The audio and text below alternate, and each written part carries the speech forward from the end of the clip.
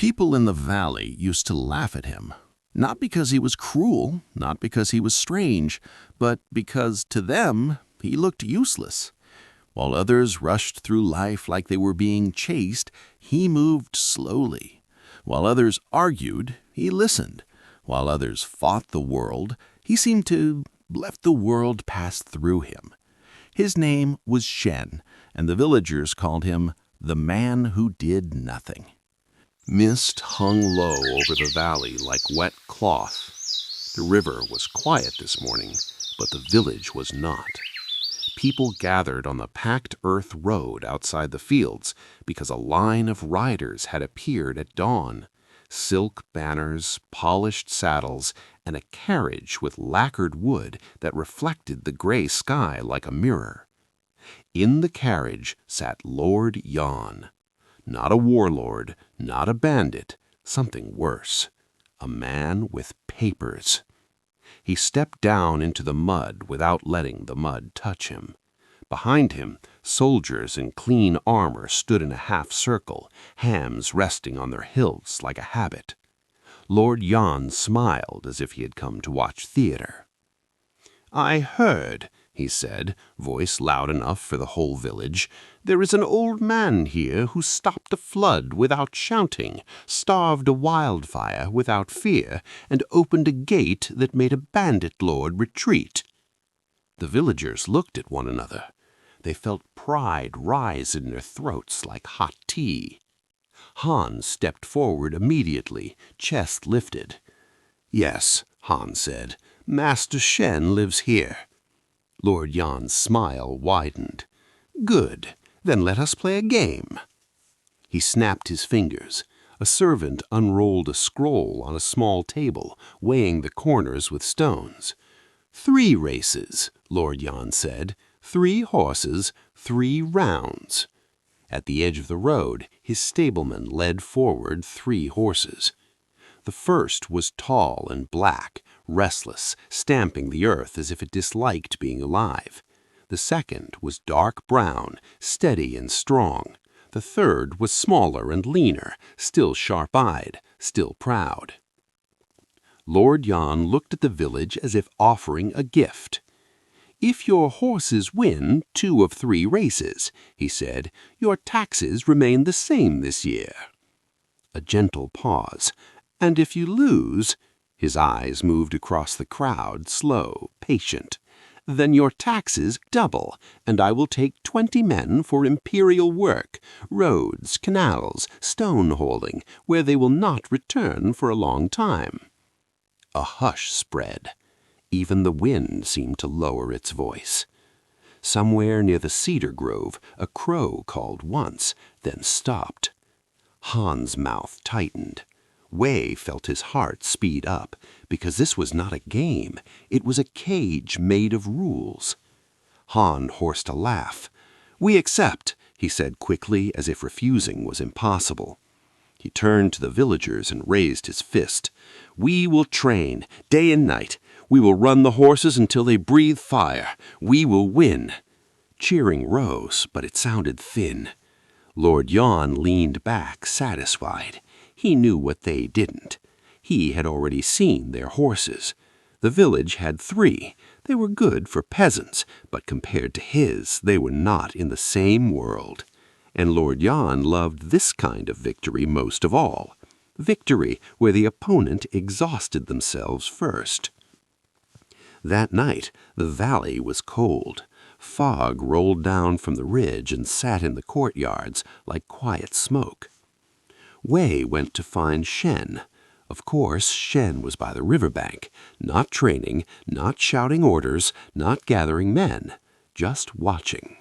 A dead leaf spun once in a slow eddy and drifted away as if it had decided calmly to leave. Wei stood behind him for a long moment before speaking. "Uncle Shen," Wei said, trying to keep his voice steady, "we have no choice."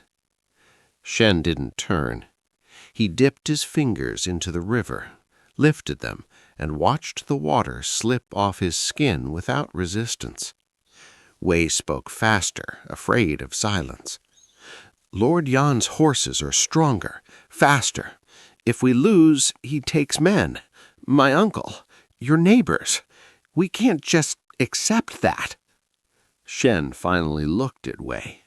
His eyes were calm, but not soft. "The horses are not the problem," Shen said. Wei blinked. "What?" Shen reached for a stick near the reeds and drew 3 lines in the damp sand. He placed 3 small pebbles at the top of the lines, then 3 darker stones beside them. The river wind moved over them like a quiet breath. Shen pointed. "These are ours," he said, "and these are his." Wei leaned closer, watching. Shen tapped the dark stones. "His top beats our top. His middle beats our middle. His bottom beats our bottom." Wei's stomach sank. "So we lose." Shen's finger moved, slow, deliberate. "You lose," he corrected, "if you match strength against strength." Wei frowned. "That is what a race is." Shen shook his head. "No," he said, "that is what pride turns it into."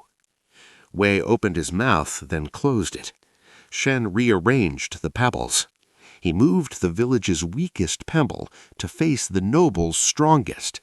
"This one loses," Shen said. Wei stared. "You want us to lose on purpose?" Shen moved the village's strongest pebble to face the noble's middle. "This one wins." Then he moved the village's middle pebble to face the noble's weakest. "This one wins." Shen sat back. 2 wins, 1 loss. The pattern was obvious once it existed. Wei's breath caught. "But he will see it," Wei whispered. "He will see what we're doing." Shen shook his head once. "No," he said. "He will see a weak horse, but his ego will see a surrender." Wei felt something shift in his chest. Not excitement, something colder, something like clarity. "But what about," Wei whispered, "the first race? Everyone will see it. They will laugh." Shen looked toward the village. Lanterns glowed behind paper windows like tired eyes. And? Shen asked. Wei swallowed. He thought of Han. He thought of the villagers. He thought of the way shame could make people violent. Shen spoke quietly. "If you cannot endure one public loss, you will not endure the private losses that come after." Wei nodded slowly, and in that moment he understood something about Shen that he had missed for years. Shen was not calm because he had no fear. Shen was calm because he did not waste fear on the wrong battle. Morning arrived pale and wet. The racetrack was a long strip of flattened earth beside the fields. Mist clung to the grass like cold breath. Villagers gathered on one side, Lord Yan's men on the other. Lord Yan sat beneath a small canopy, sipping tea as if watching dancers. Han stood near the front, jaw clenched, eyes sharp. Wei approached him. "Han," Wei said softly, "we will not race the way you think." Han looked at him like he had spoken poison. "What did you do?" Han hissed. "Don't tell me Shen filled your head with his river nonsense." Wei gestured toward Shen. Shen was already walking toward the track, not with a sword, not with a banner, just walking.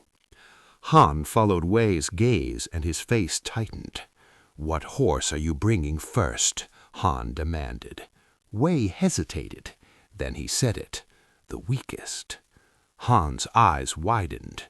"No," he said, "no. We start strong. We show spirit. We show them we are not afraid." Wei kept his voice low. "If we show spirit, we lose the village." Han stepped forward as if to shove past him. "I will not begin with disgrace," Han snarled. He raised a hand, then stopped, because Shen had already placed a hand lightly on Han's forearm. Not forceful, just present.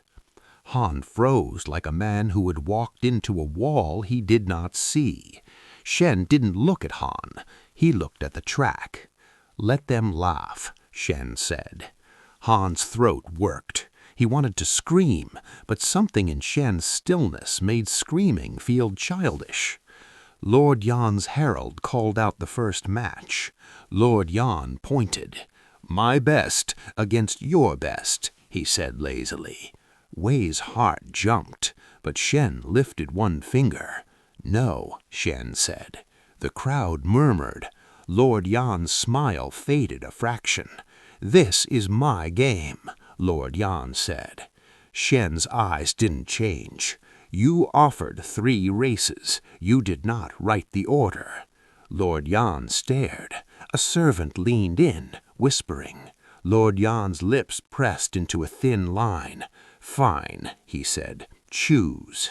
A ripple of nervous energy moved through the villagers. Han's palms were wet. Shen nodded toward the stableman. The village's weakest horse stepped forward. It was small, not sick, not broken, just outmatched. Lord Yan laughed openly. "Ha ha ha ha." The sound traveled through the mist like a blade. It was the sound of a man who thought he had already won. "Very well," Lord Yan said. "Let us begin." The horn sounded. The black horse exploded forward like lightning. The village horse ran with heart, but heart is not speed. Dusts kicked up. Hooves thundered. The gap widened quickly. Villagers' faces tightened. Some turned away before the finish, as if refusing to witness the humiliation. Lord Nan's men laughed. Han's nails dug into his palms until it hurt. The black horse won by a wide margin. Lord Yan leaned back satisfied and raised his teacup as if toasting. "Your old man of wisdom begins with surrender." The villagers burned with shame. Wei felt it too, hot and thick like smoke in the lungs. But Shen didn't react. He watched Lord Yan's eyes, because something else had happened. Lord Yan's shoulders had loosened. His guards shifted casually now. The noble's mind had moved from caution to contempt, and contempt is how people make mistakes. Second race. Lord Yan waved his hand. "My middle," he said, "to finish this." Shen nodded. The village's strongest horse stepped forward. It was not grand, but it was fast, clean, fierce in the legs. The horn sounded. They surged down the track. For a while, the 2 horses were neck and neck, breath steaming in the cold air. Then, slowly, the village horse pulled ahead. Not by miracle, by pairing. Lord Yan's smile cracked. His tea paused halfway to his mouth. The villagers gasped like people waking from a nightmare. Some cheered by accident, as if their bodies had done it before their minds gave permission. The village won the second race. Now it was 1-1. The mist felt different, not lighter, sharper. Lord Yan sat forward, his eyes narrowed. He finally looked at Shen like a man, not like a joke. Third race. Lord Yan's smallest horse stepped forward, restless, eyes bright. He did not like the taste of uncertainty. He glanced at the scroll on the table, at the rules he had offered so confidently. Then he said, too casually, "Perhaps we should keep it traditional, top to top. That is fair." Wei felt Han tense beside him, ready to cling to fairness like a rope. Shen spoke quietly. "You wanted a game," Shen said, "not fairness." Lord Yan's jaw tightened. The servant beside him hesitated, then nodded. The terms were already spoken before witnesses. Lord Yan had no clean way to change them without losing face, and face was the only throne he trusted. The village's middle horse stepped forward, not the fastest, not the strongest, but steady. The horn sounded. They ran. The noble's horse was quick, but it was not built for endurance. It surged, then began to fade. The village horse held pace like a drumbeat. Step, step, step. The noble's horse stumbled in rhythm, breath ragged. The village horse crossed first. For a heartbeat, there was no sound at all. Even the birds seemed to stop. Then the village erupted, not with joy, with shock, like people who had been drowning and suddenly found air. Han's mouth hung open. His eyes were wide, almost offended, as if reality had broken a rule he believed in. Lord Yan's face went still, not angry, worse, confused, because he had done everything right and still lost. Shen stood quietly at the edge of the track. Lord Yan stared at him, trying to find the trick. Then Lord Yan's expression hardened. He rose. The village fell silent again, afraid of what power does when it is embarrassed. Lord Yan walked closer, boots clean despite the mud. He stopped a few paces from Shen. "You are clever," Lord Yan said, voice low. Shen didn't bow. He didn't grin. He didn't posture. He simply looked at Lord Yan as if looking at weather. Lord Yan's eyes narrowed further. Then he did something unexpected. He laughed softly once. "A peasant valley with a strategist. Fine. Enjoy your year." He turned sharply, cloak snapping. His soldiers formed up. The canopy was folded. The scroll rolled. The noble mounted his horse. And before leaving, Lord Yan glanced back once. Eyes thin. Not a threat, a promise. Then the convoy rode away, dissolving into the pale ridge mist. Only after the last hoofbeat faded did the village breathe again. People poured onto the road like survivors of a storm. Mothers grabbed their children, crying into their hair. Men laughed too loudly because fear needed somewhere to go. They stared at the open space where Lord Yan had been. Then they stared at Shen. Han stepped forward slowly. His face looked hollow, as if something inside him had been removed. Wei walked toward Shen with careful steps, like approaching a strange animal that had just saved his life. Han finally found his voice. "You," Han began, then stopped. His pride had nowhere to stand. Wei spoke instead. "We lost on purpose," Wei said quietly, almost ashamed, "and that's why we won." Shen looked at the river beyond the field. The water kept moving. It did not celebrate. It did not mourn. It simply flowed. "Most people," Shen said, "fight the strongest thing they can see." He glanced at Wei, "and they call it courage." He looked back toward the empty road where Lord Yan had vanished. "But courage is not always pushing harder," Shen said. "Sometimes courage is losing the right battle so you can win the real one." Wei swallowed. He felt the lesson settle in his bones like cold rain, because he recognized it in his own life. How many times had he raced other people's best with his own best and called exhaustion discipline? How many times had he chosen the most difficult path just to prove he wasn't afraid? Shen's voice stayed calm. "Stop worshiping effort," he said. "Respect structure." He paused, letting the words land. "Your ego wants to win every battle. Your wisdom knows which ones matter." Han's eyes flickered with something like anger, then softened into something like grief. "So what do we do next time?" Han asked, quieter now, "when someone stronger comes back?" Shen's A's didn't move. "Next time," he said, "don't ask how to win their game." He paused. "Ask where the game is making you bleed." Wei looked at the track again. 3 races, 2 wins, 1 loss. The pattern was simple, and that was what terrified him. Because the things that change your life are rarely complicated. They are just ignored. Wei asked, almost whispering, "What do you call this?" Shen didn't answer with a name.